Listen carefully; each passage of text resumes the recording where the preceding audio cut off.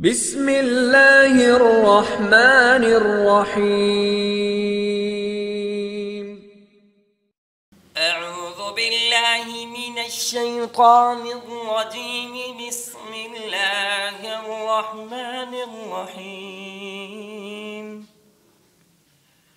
ولما فصلت العير قال أبوهم إني لأجد ريح يوسف لولا أن تفندون. قالوا تالله إنك لفي ضلالك القديم. فلما أن جاء البشير ألقاه على وجهه فارتد بصيرا. قال ألم أقل لكم إني أعلم من الله ما لا تعلمون. قالوا يا أبانا استغفر لنا ذنوبنا إنا كنا خاطئين. قال سوف أستغفر لكم ربي إنه هو الغفور الرحيم.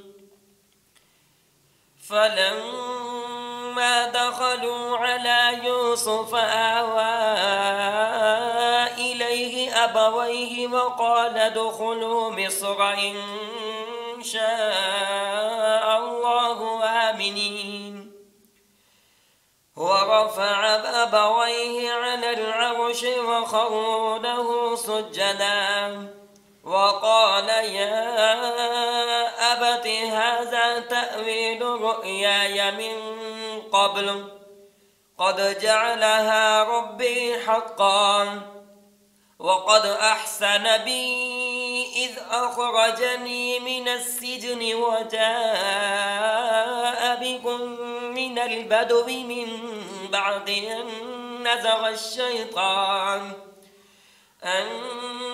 الشيطان بيني وبين إخوتي إن ربي لطيف لما يشاء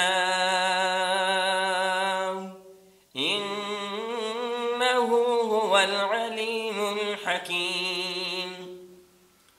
رب قد آتيتني من الملك وعلمتني من تأويل الأحاديث فاطر السماوات والأرض أنت وليي في الدنيا والآخرة توفني مسلما وألحقني بالصالحين.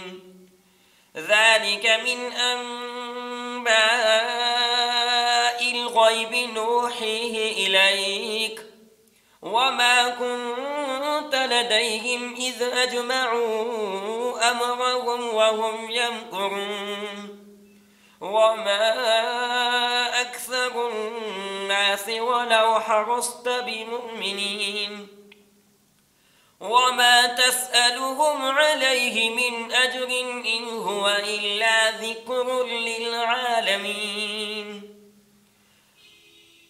وكأي من آية في السماوات والأرض يمرون عليها وهم عنها معرضون.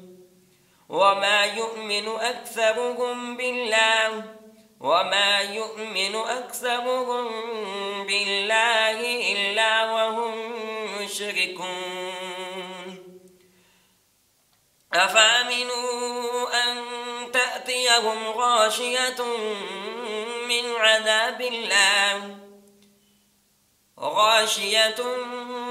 عذاب الله أو تأتيهم الساعة بغتة وهم لا يشعرون.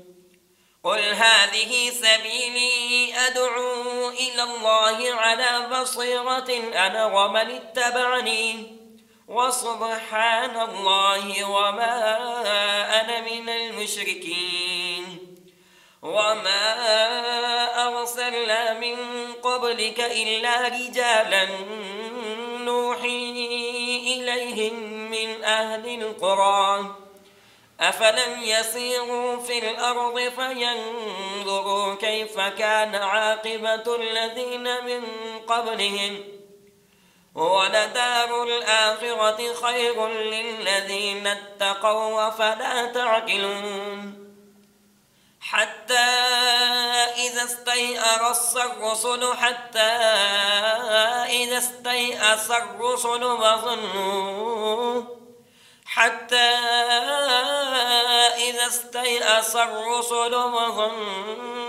أنهم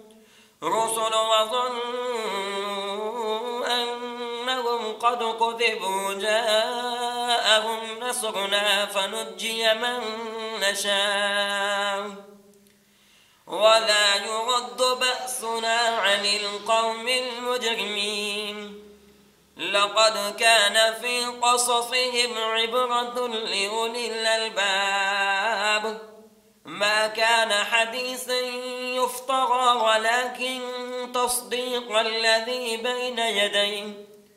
تصديق الذي بين يديه وتفصيل كل شيء وهدى ورحمة لقوم يؤمنون